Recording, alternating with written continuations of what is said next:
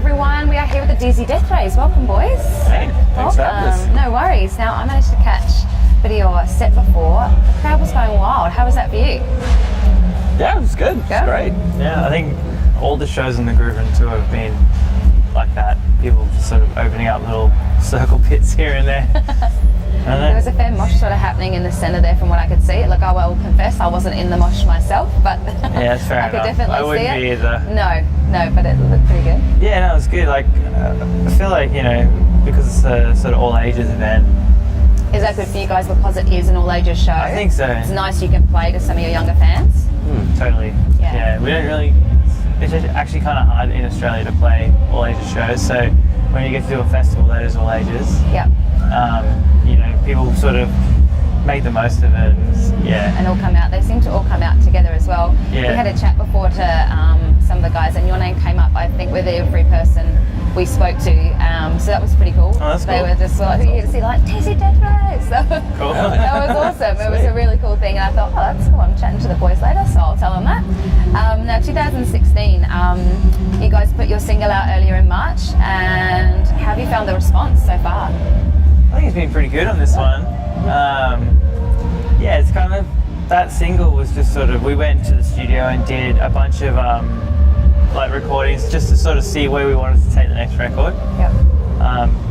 And of all the songs, that was kind of like the oldest song that we'd written, but then in the studio we sort of finished it off, and I wrote all the verses, so all the sort of more Beastie Boys sort of style thing, that all came in the studio. And then it all came together really nicely. We're like, and so from that we've taken and we've started writing the record based on that. So is that the direction we can sort of see for this next album? It's more like swagger rock sort of thing. Swagger rock? Yeah, or like not swagger, it's like, you know, it's that party jams. It's upbeat, you know, it's like big drum beats and so we'll see what happens. We're still writing at the moment.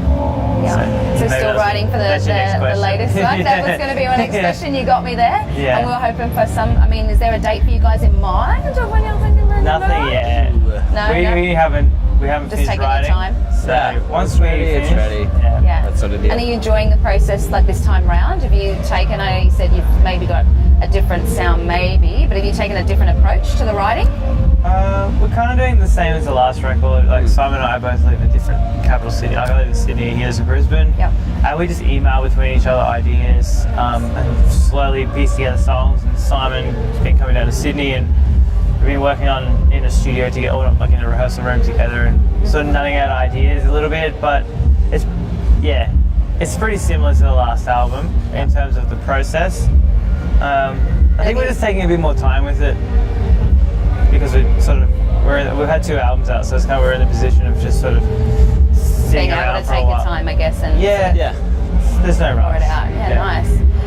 Now we have to mention Arj Barker, I think, just because watching that clip of him with that kind of satanistic thing, you guys must get along really well. Is there a reason why you've chosen to have him around in both of your clips? Because there was earlier as well. Of him, Yeah. That's kind of it.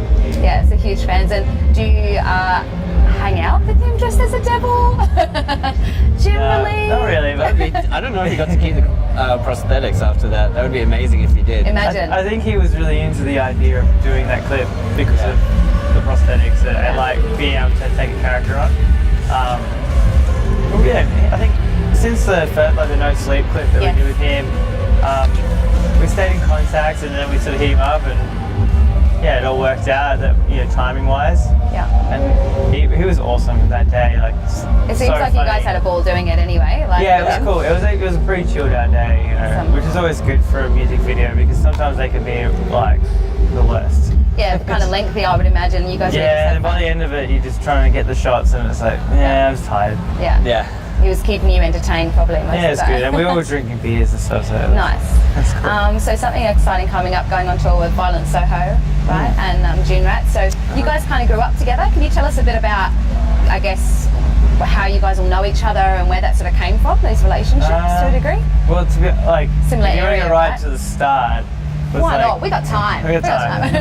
No, like, you can have a nap, put it back on. Simon's sister had her 21st birthday, and my old band from years ago, played at it, and Violent Soho played at At it. a 21st? At Simon's Awesome. sister's 21st at this bar in Brisbane, and so I met them then, and I became an immediate fan. I just sort of like fanboyed them for years and became friends with them, and so we've just been mates for like a decade now, and we've just been talking about. We've done a couple of shows here and there, and we've been talking about doing this thing of like sort of like the Violent Soho Junior Rats DZ shtick, and thought it would be cool that everyone's like originally from Brisbane and we're all sort of like friends. Like and a nostalgia-ish tour to a degree. And it's kind of cool to tour with your friends. Oh, yeah. So, will it get pretty wild on the road, do you think?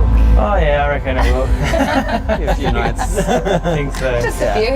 Yeah, awesome. But it was just kind of like everyone's timing all lined up as well. So it was sort of like, oh yeah, this is actually working out perfect for everybody. Like we had a single out. I think Genies have a single out, like coming out really soon. And you know, we were doing Groovin and stuff, and it was also like leading into this tour and all tying in. Yes, and we were just stoked that they sort of like asked us in the end to do it, and now we've like got to go play the biggest shows of our lives. Yeah, that's an awesome thing to do, and especially I guess with people that you sort of know and feel comfortable with. Yeah. And so we're going to be hearing some of the new stuff. Will fans expect some of that from maybe? I don't know. I think we're gonna, because we got like there's like 3 shows in Brisbane and 3 shows in Melbourne, I think. So we're gonna like have a couple of different set lists. Very cool. So maybe one of them will have a new song in it. If we can find some time to rehearse it. Pull them all together. But there's a couple of new ones that are, you know, we can sort of do live at the moment. Great. Yeah. Well, guys, you know what? Thank you for chatting, and killer set before. Everyone was loving it. There was hands in the air, and I was one of them. So thanks for joining us at Red Sky, guys. Oh, Cheers. thank you. Cheers. Thank you.